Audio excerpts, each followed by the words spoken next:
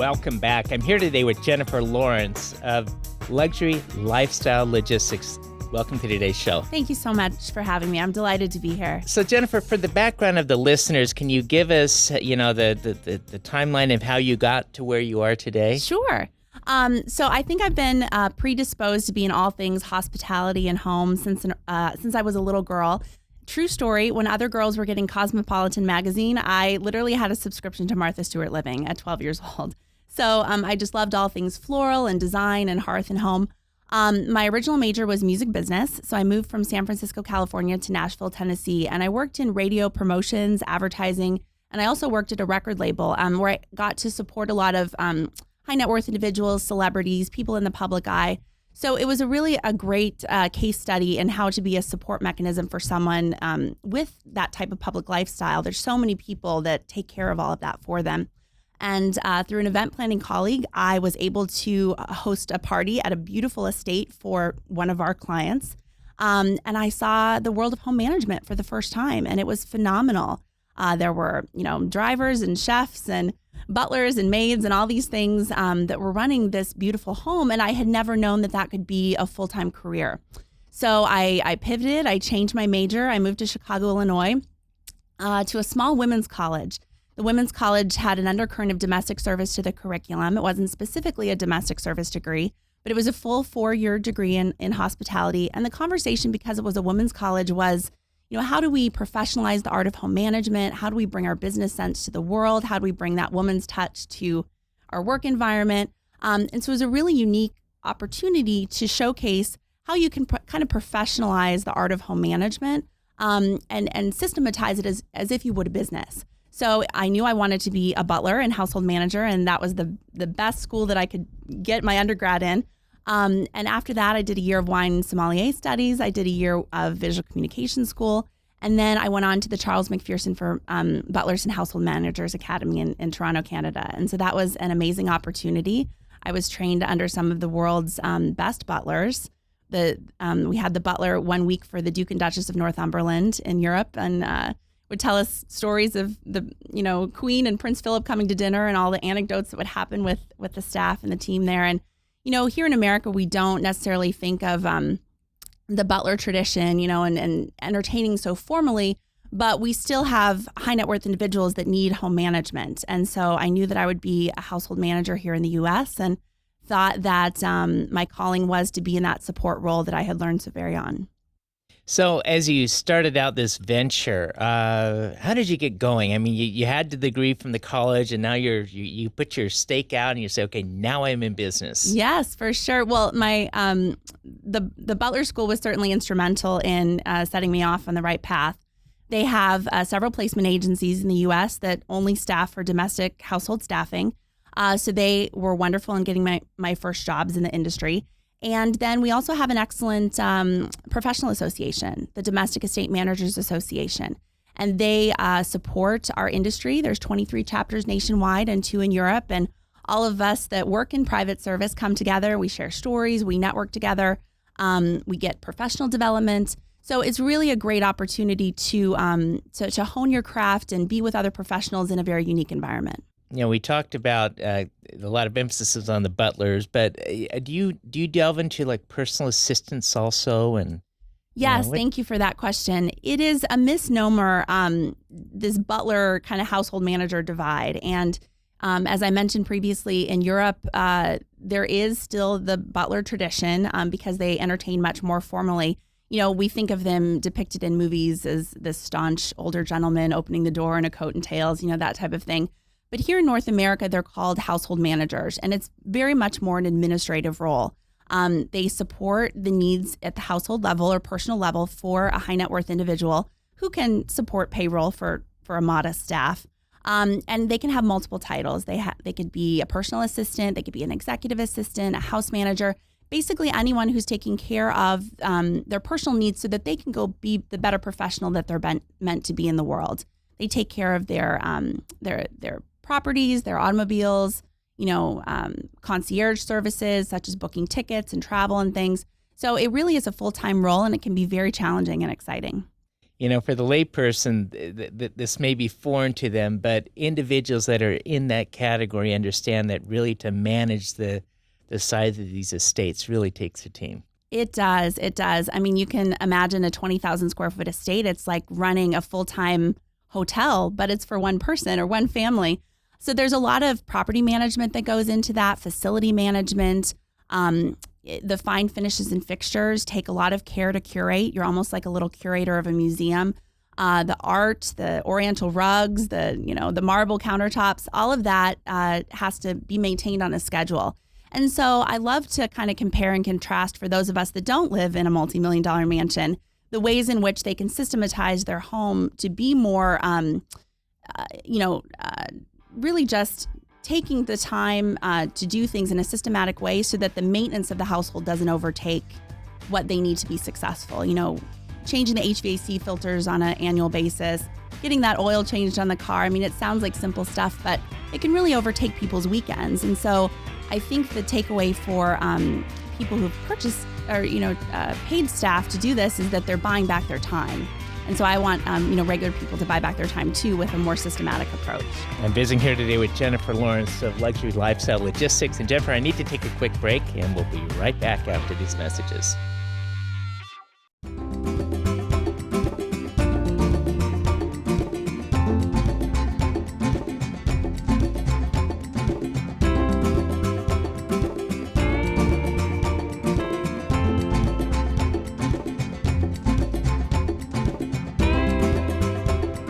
Since you can't take your wealth with you, spend time with your family.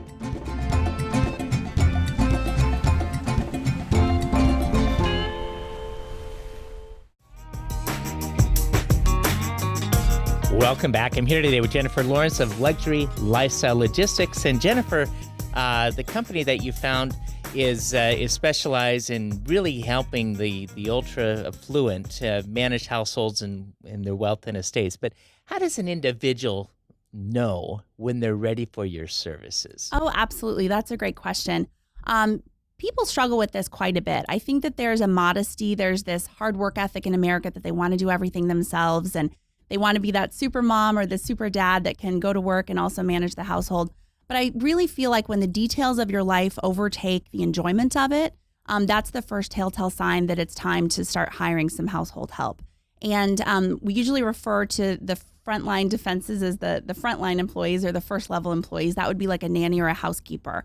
And starting off with either one of those, depending on the makeup of your family, will really help to bolster up, the cogs in the wheel that keep everything turning for your household. And once you kind of get in a groove of managing that individual, if you feel like you need to add on more staff after that, it just would depend on your particular needs. If the family doesn't have children, let's say, and it's an older distinguished gentleman, he has to drive to work back and forth every day and he's an executive, maybe a chauffeur might be more in line with his needs at the time. So hiring staff is challenging because you're kind of running a little side business in addition to your regular life. Now you're an employer of household staffing structure. So it's important to maintain the right level of staff and get them hired and trained effectively and really make sure that they're serving your needs effectively. Now, your title of Luxury Lifestyles Logistics seems to indicate that you're not just going to take anybody that calls you up, but is there a certain criteria an individual needs to make before they'll become a one of your clients? It's not necessarily a monetized criteria. I think that when the logistics of their luxurious lifestyle become overwhelming, I have a systematic approach in terms of writing a policy and procedure manual and streamlining efficiency of operations for their household staff to train each silo, like let's say food and beverage, housekeeping, wardrobe management, finishes and fixtures management, all of those things in a more systematic way. And when all of those details become so overwhelming, they know that they need kind of an outside consultant to come in and give them an organizational assessment.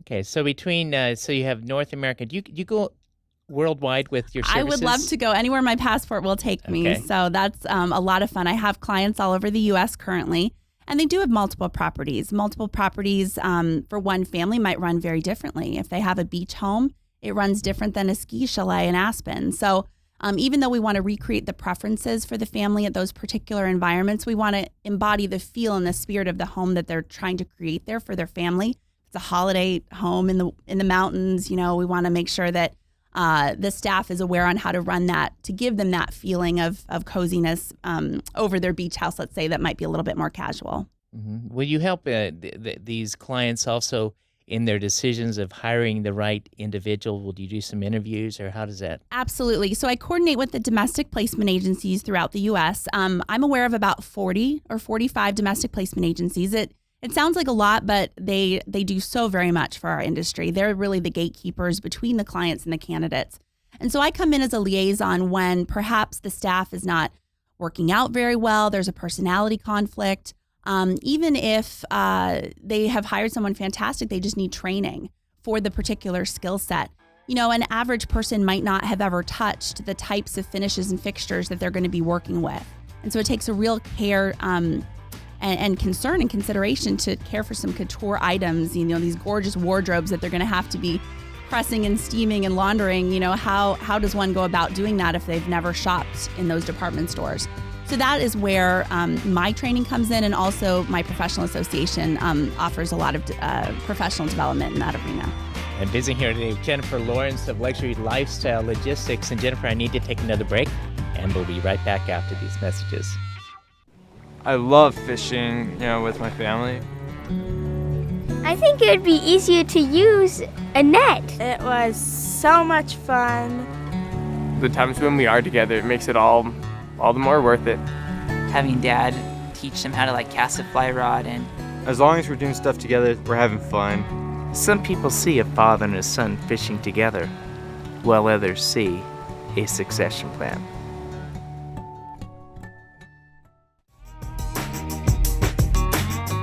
Welcome back. I'm visiting here today with Jennifer Laurence of Luxury Lifestyle Logistics. And Jennifer, in the prior segments, we're talking about how you got into the model of assisting the ultra fluent with their management of household and staff. But I want to move now into the operational side of what are some of the mistakes individuals make when they start to engage household staff. Absolutely. Staffing a home is a really unique challenge, and there is a line of decorum and discretion that is unique to any other business model. You're working in someone's personal space, and so it's important to have the staff be friendly, be personable, but not too personal with, the family that they're serving. So there's this line of discretion. I think that's the first crux, is to kind of navigate that personal relationship. It's your work environment, but it's their home. You kind of want to be seen and not heard as you're doing your work and not disturb the family, but also create that magic, that luxury, just things just happening on their own, and they might move from one location to the next in the household, and then all of a sudden they go back to that room and it's already prepared for them again, and those are the types of things that I like to train on. So I think that would be the first mistake, is just not knowing how to navigate that interpersonal relationship. The second, I think, is not training them and paying them as professionals. There is a stigma in the domestic service industry about being kind of an indentured servant. And, this is one of the oldest professions since the Romans built the roads. We've had hospitality and people traveling and staying with other people. So I think it's, not been up until this point a very educated career path. But now with the professionalization and the principals that we're serving are so very well educated, they're leaders of industry. And so you really have to be on your game to keep up with the people that we serve. They're leading Fortune 500 companies and they're CEOs and things. So that individual, we would refer to them as the principal homeowner. They really need to give the autonomy to the staff to grow into the position, to have parameters like they would in a business, have benchmarks for success, have checklists, have standard operating procedures, and really some things that they can sink their teeth into to be successful every day. The problem I face a lot in my consulting practice is when households tend to do this delegation like popcorn style, and they text message their staff and a really frantic approach and say, I need to pick up the dry cleaning, or I need tickets to Paris. And it's always this rush, and if things were more systematic, and if people had a system for calendar management, maintenance management, schedules, those types of things, they really, everything is much more at ease. And so they don't have to feel so hurried all the time. It is an art trying to take care of these families, and especially when they're on the move, multiple Yeah. properties, logistics, locations. What have you found in your experience of some of the real challenges of how do you get the right staff when you have multiple locations and properties? That's a great question. The staffing agencies do an excellent job in their markets of knowing the candidate pool. We have a blog roll that goes out nationwide every morning, and it's a very small number of jobs. Sometimes there's only 10 or 12 jobs that morning for all of the United States. And so it's best to work with the domestic placement agencies. They fully vet the staff. They do background checks. They help with the training and coaching and all of that type of thing. But then also they really go into the interpersonal aspect of it, like I mentioned previously, and make sure that if the job description requires that the staff travel to meet the needs of the family, that they're willing to do that, or they staff those multiple homes separately and just call them in when the family's going to be there if it is a vacation property. So there's multiple approaches. I think it's not a one-fit-all solution.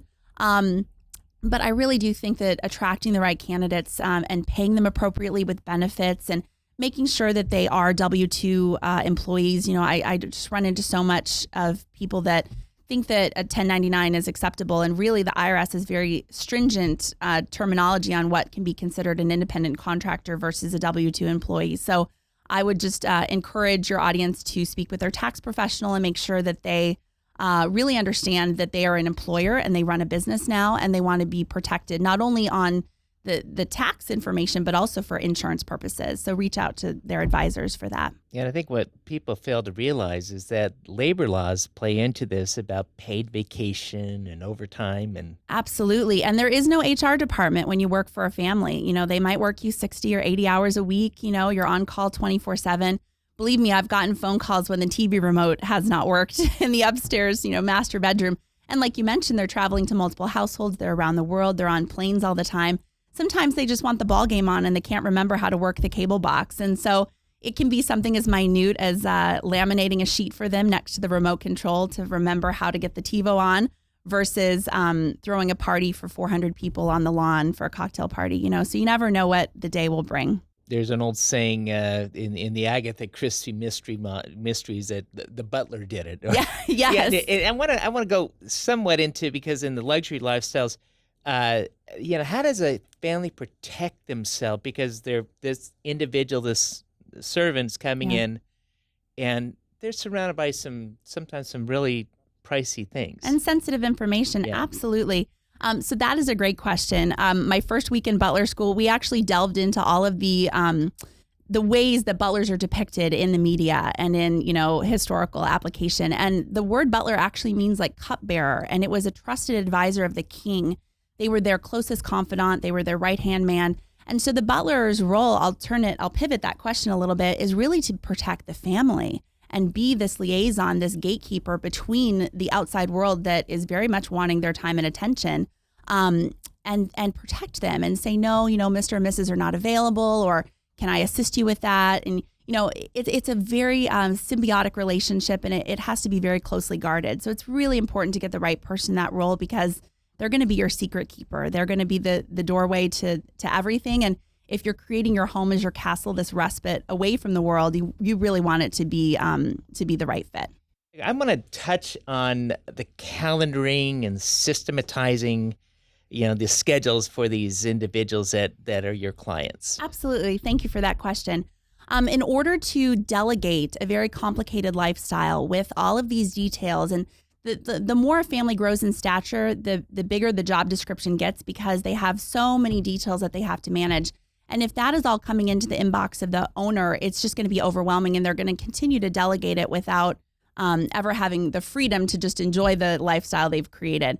So it's important to systematize all of this. And I have a 3-step approach. My first approach is to create a Google account for the household, something that's not associated with the family's last name, because that would be a security risk.